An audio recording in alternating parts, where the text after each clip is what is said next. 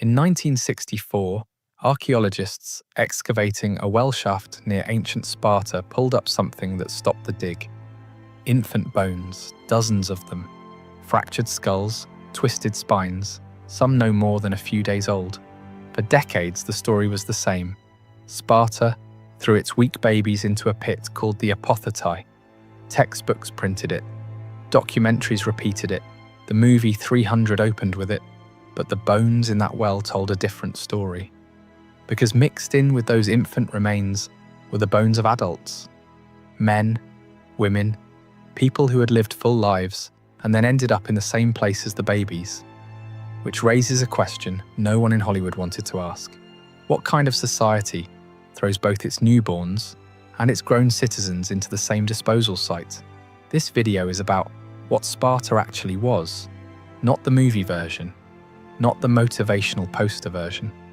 The version that turned a 7-year-old boy named Leônidas into the kind of man who would march 300 fathers to a narrow pass in northern Greece, knowing none of them would come back. And the version that explains why, 2,500 years later, we still haven't figured out what we're really applauding. Before we go any further, if you haven't subscribed yet, now is the time. This is the kind of history they left out of the textbooks and Hollywood cleaned up.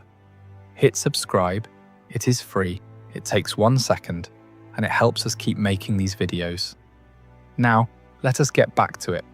To understand what Leônidas became, you have to understand what Sparta sat on top of.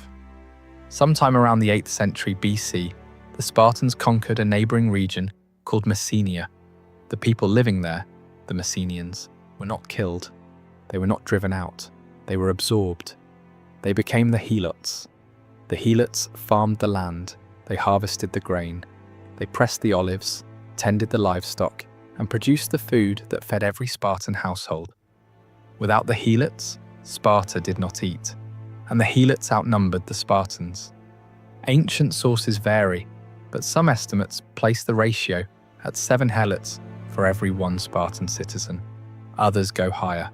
The exact number is debated, the imbalance is not. This created a problem that shaped every decision Sparta ever made. The entire Spartan economy depended on a population that had every reason to revolt. The Messenians had not chosen subjugation. They had been conquered, they remembered, and they waited. In the 7th century BC, they did revolt. The Second Messenian War nearly broke Sparta. Ancient sources describe a conflict so desperate that Sparta came close to collapse. The poet Tyrtaeus, writing during or shortly after the war, produced verses urging Spartan soldiers to hold the line, not against a foreign empire, but against the people working their own fields. Sparta survived that war, but surviving it changed everything. After the Messenian revolt, Sparta reorganized itself around a single priority, making sure it never happened again. Every institution, every ritual, every law that followed can be traced back to one calculation. How do a few thousand citizens maintain permanent control over a population that vastly outnumbers them? The answer was not walls. Sparta famously had none. The answer was not technology or wealth. The answer was the total restructuring of Spartan life around the production of one thing: obedient soldiers. At the age of 7, Spartan boys were taken from their families. This was not optional. This was not a boarding school for the ambitious. Every male citizen's son entered the agoge, the state-run training system that would occupy the next 13 years of his life. The boys were organized into groups called agalai, herds. Not classes, not cohorts. Herds. They were given 1 cloak per year, no shoes, no bedding. They slept on rushes they had to pull from the riverbank themselves, by hand without a blade. Food was deliberately kept insufficient, not by accident, not through scarcity. The rations were calculated to leave the boys perpetually hungry. They were expected to supplement their meals by stealing. This is the part that gets repeated in documentaries as if it were clever, a training method for future soldiers. But the full mechanism was more specific than that. If a boy stole food successfully, nothing happened. He ate, If a boy was caught, he was beaten. The punishment was not for the theft, it was for the failure, for being detected. Plutarch records the story of a Spartan boy who stole a fox cub and hid it under his cloak. When an adult approached, the boy stood still. The fox began clawing and biting into his stomach. The boy said nothing. He did not move. He died standing, his intestines opened by the animal, rather than reveal what he had stolen. Whether that specific story is literal or apocryphal, the fact that Spartans told it to each other as a model tells you what the system valued. Not strength, not intelligence, the suppression of visible suffering. As the boys grew older, the training escalated. They were organized into competitive units and encouraged to fight each other. Plutarch describes organized brawls, where boys punched, kicked, and bit with no rules and no intervention from adults. The purpose was not to find the strongest. It was to identify who would keep fighting after the pain became unbearable. At certain stages, boys were subjected to public flogging at the altar of Artemis Orthia. This was not punishment, it was ritual. Boys were whipped until they bled, and the measure of success was silence. Pausanias, writing centuries later, noted that some boys died during the ritual. The priests monitored the flogging by watching a wooden statue of Artemis. When the image grew heavier, the blows were considered sufficient. Foreign visitors came to watch. By the time a boy reached 18, he had spent over a decade in a system designed to accomplish something very specific. Not education, not enlightenment, conditioning. The agoge produced men who could endure pain without flinching, who could obey without questioning, who could stand in a phalanx formation for hours in summer heat, wearing 60 pounds of bronze, and not break rank when the man next to them took a spear through the throat. This was the system that produced Leônidas. He entered it at 7. He graduated from it as a man who had never known a single day of autonomous decision-making. Every meal, every sleeping arrangement, every act of violence and deprivation had been managed by the state, and the state had one use for him. There is a part of Spartan training that does not appear in the movie 300. It does not appear in most popular accounts of Sparta at all. It is called the Krypteia. Each year, Spartan authorities selected the most capable young men, those who had excelled in the agoge, and gave them a specific assignment. They were sent into the countryside at night, alone, armed with a dagger. No armor, no supplies. Their mission: move through Helot territory and kill any Helot who appeared strong, organized, or capable of leadership. Plutarch describes this directly. The young Spartans hid during the day and emerged at night. They targeted Helots, working the fields, traveling the roads, or gathering in groups. The killings were not battlefield engagements. They were nighttime operations carried out against unarmed laborers. This was not a rogue practice. It was state-sanctioned. Each year, the Spartan ephors, the elected officials who governed alongside the kings, formally declared war on the Helots. This legal declaration served a specific function. Under Greek custom, killing during peacetime carried religious pollution. The annual declaration of war removed that obstacle. Any Helot killed by a Spartan during the Krypteia was killed within a legal framework. The targets were not random. Thucydides records an incident during the Peloponnesian War that reveals the logic. The Spartans announced that Helots, who had served with distinction in battle, should come forward to be honoured. Around 2,000 Helots presented themselves.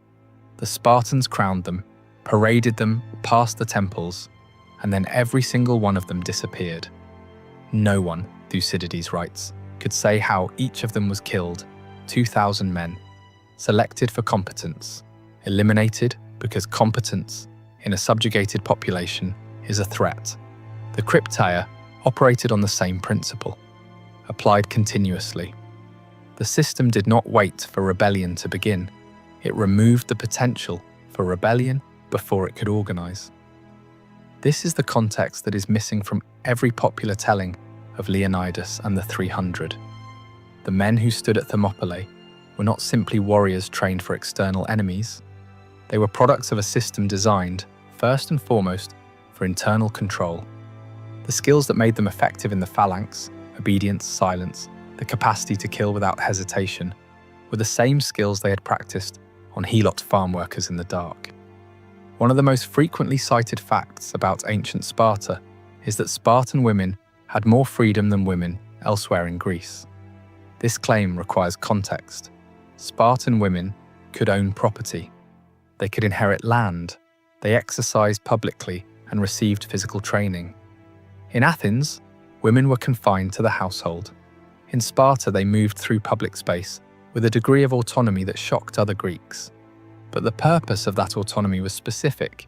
Spartan women were physically trained because Sparta believed physically strong mothers produced physically strong sons. Plutarch states this explicitly.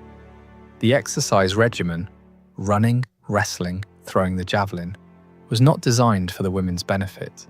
It was designed to optimize their reproductive output. Marriage customs reflected the same priority. Spartan brides had their heads shaved and were dressed in men's clothing for the wedding night. The groom, who had spent his entire life in the company of men, would visit briefly in the dark, then return to his barracks. Some scholars suggest this ritual was designed to ease the transition from the all-male bonding of the agoge to heterosexual contact. Husbands under 30 continued to live in their mess halls. They visited their wives in secret. Plutarch says some men fathered children before they had ever seen their wife's face in daylight. If a marriage did not produce children, the state intervened. Xenophon describes an arrangement where an older husband could introduce a younger man to his wife for the purpose of conception. If a man admired another citizen's wife for her bearing and temperament, he could request access to her, with the husband's consent, to produce children. These were not scandals, they were policy.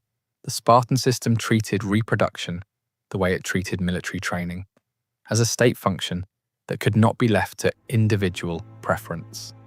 The goal was not family. The goal was population maintenance.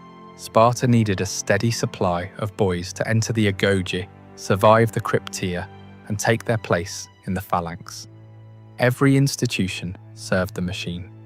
And this explains something about Thermopylae that the popular legend skips over entirely. When Leônidas selected his 300, he chose men who had living sons. Every single one of the 300 had already produced an heir. This was not romantic. It was not a sentimental gesture toward fatherhood. It was the state calculating acceptable losses. If these men died, their genetic contribution had already been secured. Their sons were already in the agoge. The pipeline was intact. Leônidas was not selecting heroes. He was selecting men whose death would cost the system the least. In 480 BC, the Persian Empire under King Xerxes assembled one of the largest military forces the ancient world had ever seen. The exact numbers are debated. Herodotus claims over 1 million soldiers. Modern historians estimate the actual force at somewhere between 100,000 and 300,000, still enormous by ancient standards. The target was Greece. Xerxes had reasons. His father, Darius I, had sent an expedition to Greece 10 years earlier. That force had been defeated at the Battle of Marathon by a primarily Athenian army. The defeat was an embarrassment. Xerxes intended to finish what his father started. The Greeks knew the invasion was coming. They had time to prepare. And they did, partially. The problem was timing. The Olympic Games were approaching, and the Carneia, a major Spartan religious festival, was underway. Spartan law prohibited military campaigns during the Carneia. This was not a suggestion. It was a binding religious obligation. And so Sparta sent 300 men. Not 300 because that was enough. Not 300 because Leônidas believed a small force could defeat an empire. 300 because it was the maximum Sparta would deploy during a religious festival without violating its own laws. This is consistently left out of the popular narrative. The 300 was not a dramatic choice. It was a compromise between military urgency and religious calendar. But Leônidas did not march with 300 men. He marched with roughly 7,000 Greek soldiers. The Spartans were a fraction of the total force. The rest came from Thespiae, Thebes, Corinth, Arcadia, Phocis, and other allied Greek states. These men, farmers, tradesmen, citizens of small cities, marched alongside the Spartans to the pass at Thermopylae. The pass itself was a tactical selection, not a poetic one. Thermopylae, the Hot Gates, was a narrow coastal corridor between the mountains and the sea. At its narrowest point, the pass was wide enough for a single wagon. This meant that the size of the Persian army became irrelevant. The Persians could not bring their full numbers to bear in a confined space. They would have to funnel through the pass in manageable groups, exactly the kind of close-quarters combat where heavy Greek infantry held the advantage. For 2 days, this worked. The Greek coalition held the pass. The Persians sent wave after wave, including the Immortals, Xerxes' elite unit, and each wave was pushed back. Herodotus describes the fighting as grinding and relentless. The Greeks rotated units in and out of the front line, with the Spartans taking the most demanding shifts. The pass held, the mathematics of terrain were working, and then a local man named Ephialtes changed everything. Ephialtes approached the Persian camp and revealed the existence of a mountain path, the Anopeia Trail, that led around and behind the Greek position at Thermopylae. The path was not unknown. Leônidas had posted a force of 1,000 Phocian soldiers to guard it. But when the Persian Immortals advanced along the trail at night, the Phocians retreated to higher ground to defend their own position rather than blocking the path. By dawn, the Greek army at Thermopylae faced encirclement. When word reached Leônidas that the Persians were behind them, he made a decision that has been interpreted as heroic sacrifice for 25 centuries. He dismissed the bulk of the allied army. The specifics of this decision matter. Herodotus gives 2 versions. In one, Leônidas ordered the allies to leave because he wanted to spare their lives. In the other, the allies left on their own when they saw the situation was hopeless, and Leônidas simply did not stop them. What remained was a force of roughly 1,500 men, the 300 Spartans, 700 Thespians, who refused to leave, and a contingent of about 400 Thebans, whose motivations are debated. Herodotus suggests they were kept as hostages rather than volunteers. The Thespians are worth pausing on. These were not professional soldiers. Thespiae was a small city. Its 700 men represented a significant portion of its military-age male population. They chose to stay, knowing the situation was terminal, and they are consistently overshadowed in every retelling.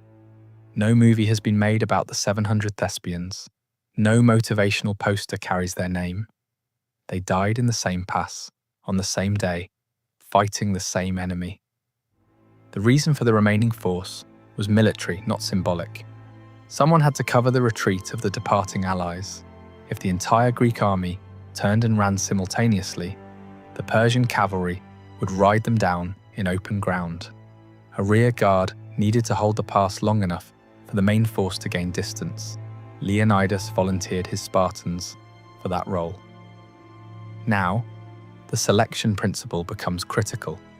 Every one of the 300 had a living son. This was not coincidence. It was deliberate criteria. Sparta had a finite number of citizens.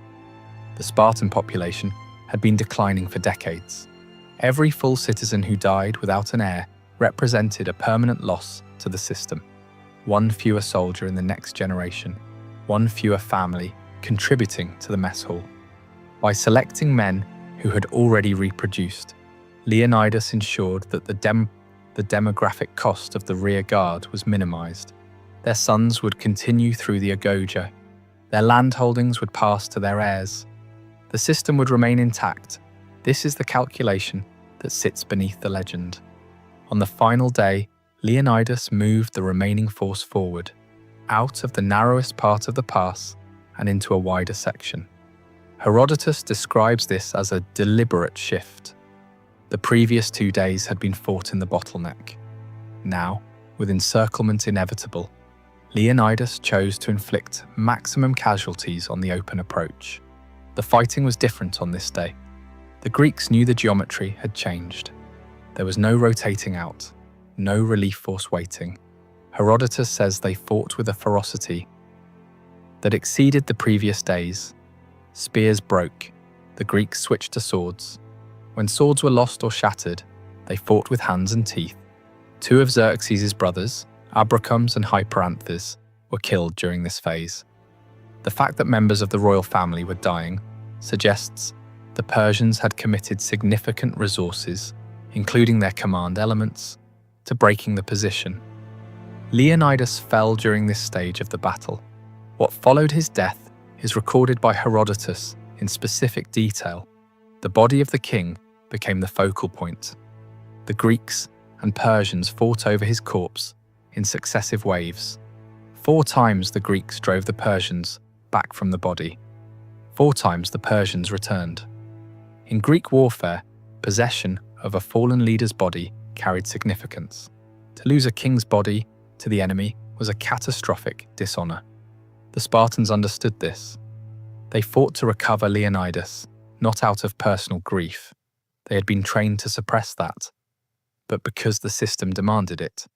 Eventually, the survivors retreated to a small hill behind the wall, the Kolonos. This is where the final phase took place. The Thebans, according to Herodotus, broke away and surrendered. He says they approached the Persians with hands extended, claiming they had been forced to fight. Some were accepted, others were killed, others were branded with the royal Persian mark. The Spartans and Thespians remained on the hill. The Persians did not close in for a final melee. They stood back and used ranged weapons, arrows, javelins, stones. The remaining Greeks, now without functional shields, and in many cases without weapons, were killed at distance. Herodotus does not describe the final moments as glorious. He describes them as methodical. After the battle, Xerxes walked the field.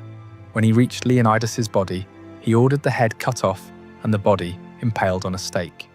Herodotus calls this unusual. Persians generally honored enemy commanders who fought with distinction. Xerxes' treatment of Leônidas broke that custom. What that tells us is that the 3-day defense had cost Xerxes more than he expected. In men, in time, and in prestige. Herodotus gives a casualty figure of 20,000 Persians killed during the battle.